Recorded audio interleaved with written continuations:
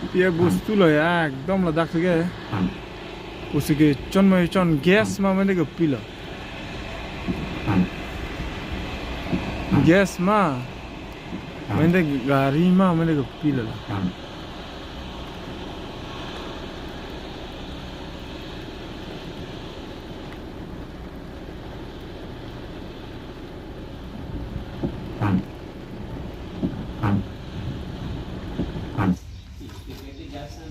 No, I'm not talking about gas since it is not there.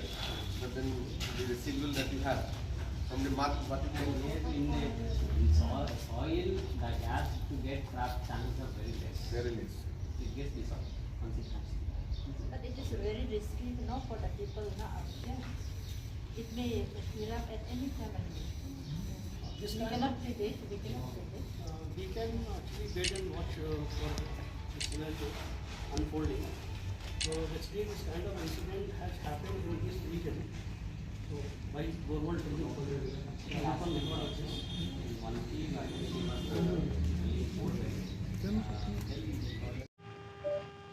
ঘটনাটো যোৱাকালি 5টা বজাৰ পৰা আৰম্ভ হৈছে বুলি আমাৰ এছডিও চিভিল বোকাজান তেখেতে মোক জনালে। ৰাতি আমি খবৰ পালোঁ। খবৰ পোৱাৰ লগে লগে আমাৰ যিখিনি আমাৰ যোৰহাটৰ পৰা যিখিনি আমাৰ ONGC অফিচাৰসকল আহিছে, আহি পেলাই ৰাতি চাই গৈছে তেখেতসকলে তেনেকুৱা ধৰণৰ নেচাৰেল গেছ বা পেট্ৰলিয়াম তেনেকুৱা ধৰণৰ মানে নহয় বুলি তেখেতসকলে কৈ গৈছে। কিন্তু আমি লিখিতভাৱে কোনো ধৰণৰ তেখেতসকলৰ পৰা ৰিপৰ্ট পোৱা নাই। কিন্তু অলৰেডি এছডিও চিভিল বোকাজান মই কৈছোঁ যে আপুনি ৰিপৰ্টখিনি কালেক্ট কৰি ল'ব যে কোনো ধৰণৰ নেচাৰেল গেছ বা পেট্ৰলিয়াম তেনেকুৱা নহয় বুলি তেনেকুৱা ধৰণৰ ৰিপৰ্ট লিখিতভাৱে তেখেতসকলক লৈ দিছোঁ।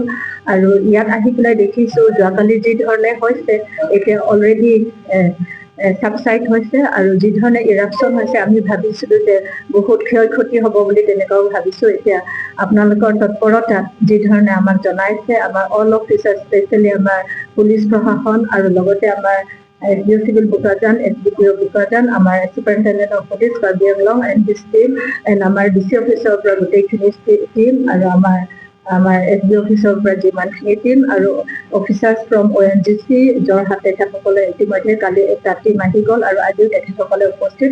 অলপ পিছত তেখেতসকলে চেম্পলখিনি কালেকশ্যন কৰি লৈ যাব আৰু গোটেইখিনি আমি ফাইনেল ৰিপৰ্ট পোৱালৈকে আমি সকলোৱে অপেক্ষা কৰিব লাগিব আৰু লগতে তেখেতসকলে চেম্পলখিনি লৈ পেলাই অলপ সময় লাগিব বুলি কৈছে।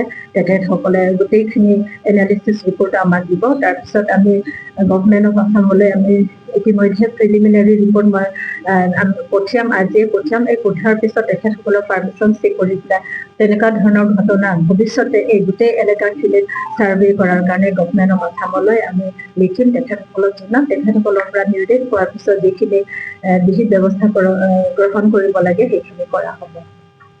আৰু ইতিমধ্যে আমাৰ চুপাৰিনটেণ্ডেণ্ট অফ পুলিচ আৰু আমাৰ এছডিও চিভিল বোকাজানৰ লগত আমি লগতে আমাৰ এছডিপিঅ বোকাজানৰ লগত আমি আলোচনা কৰি পেলাই ইতিমধ্যে আমি ডিচিশ্যন লৈছোঁ যে এই গোটেইখিনি এলেকাত এৰাউণ্ড 200 ৰেডিয়াছৰ ভিতৰত কোনো ধৰণৰ এক্টিভিটিজ চলিব নোৱাৰিব।